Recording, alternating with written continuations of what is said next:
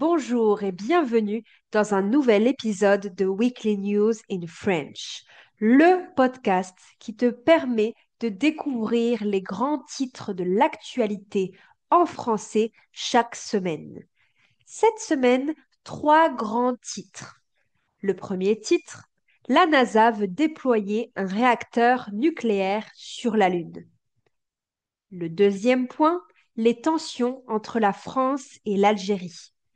Et enfin, on abordera le sommet Trump-Poutine en Alaska.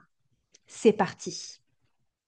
Tout d'abord, la NASA veut déployer un réacteur nucléaire sur la Lune.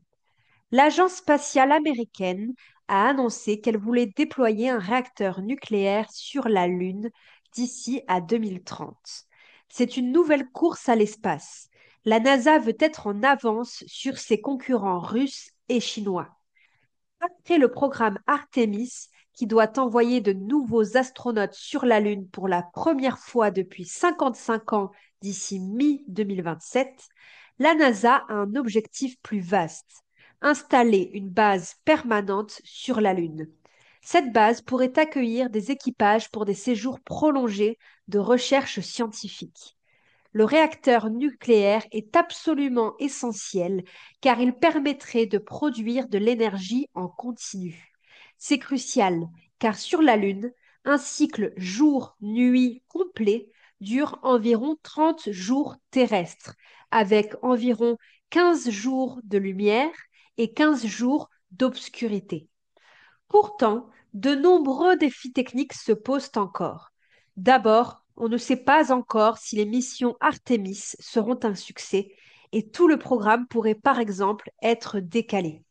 Ensuite, cette annonce intervient dans un contexte particulier pour la NASA, car l'administration de Donald Trump a imposé d'importantes coupes budgétaires à l'agence spatiale, avec une proposition de réduire le budget de près de 25%.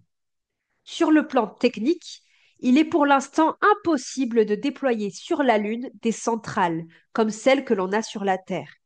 Il faudrait un réacteur de la taille d'une voiture, transportable par fusée, suffisant pour alimenter une base lunaire avec une dizaine de personnes. Le refroidissement de ces réacteurs est aussi un défi, puisqu'il n'y a ni air ni eau pour en dissiper la chaleur sur la Lune, contrairement à la Terre. Enfin, il y a la compétition internationale. La Chine et la Russie ont elles aussi annoncé vouloir envoyer des hommes sur la Lune d'ici 2030 et installer des réacteurs nucléaires vers 2035. Il faut savoir qu'en vertu du traité sur l'espace extra-atmosphérique de 1967, personne ne peut revendiquer de territoire sur la Lune.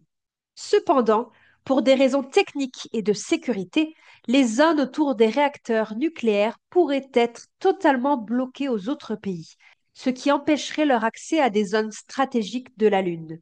Tout le monde veut être le plus rapide, car il n'y a actuellement pas de loi ou de traité sur la colonisation de la Lune. Et celui qui s'installerait le premier pourrait affirmer que cette terre lui appartient. Petit point vocabulaire. Décrypter, c'est expliquer, analyser en détail pour rendre plus clair ou compréhensible. Déployer, c'est mettre en place, installer. La course à l'espace, c'est la compétition entre pays pour la supériorité en exploration et technologie spatiale. Les coupes budgétaires, ce sont les réductions de dépenses ou de fonds qui sont alloués à un budget. Et enfin, dissiper la chaleur signifie évacuer la chaleur, la faire disparaître, ici pour refroidir les réacteurs. Passons maintenant aux relations tendues entre la France et l'Algérie. Ces tensions se sont nettement accentuées après la reconnaissance par Emmanuel Macron de la souveraineté du Maroc sur le Sahara occidental à l'été 2024, ce qui a été vécu comme une trahison par le gouvernement algérien. D'autres points de désaccord sont l'arrestation de l'écrivain franco-algérien Bohème Sansal et du journaliste français Christophe Glaise en Algérie, ainsi que la question de l'expulsion d'Algériens en situation irrégulière. Face à cela, Emmanuel Macron a demandé au gouvernement de faire preuve de plus de fermeté et de détermination. Il a demandé d'officiellement suspendre l'accord de 2013 avec l'Algérie qui permettait aux détenteurs de passeports officiels ou diplomatiques de voyager sans visa entre les deux pays. Le président a aussi insisté pour utiliser le levier visa réadmission. Le levier visa réadmission est un mécanisme légal qui permet de refuser des visas prévus par la loi immigration de 2024. La réponse de l'Algérie n'a pas tardé. Quelques heures après la publication de la lettre de Macron, l'Algérie a accusé la France d'avoir procédé par injonction, ultimatum et sommation. Une injonction est un ordre formel, un commandement. Un ultimatum est une dernière proposition faite, dont le rejet entraîne des conséquences, souvent une rupture. En réponse à la suspension de l'accord de 2013 par la France, l'Algérie a décidé d'annuler complètement cet accord. Désormais, les règles pour obtenir un visa seront les mêmes des deux côtés.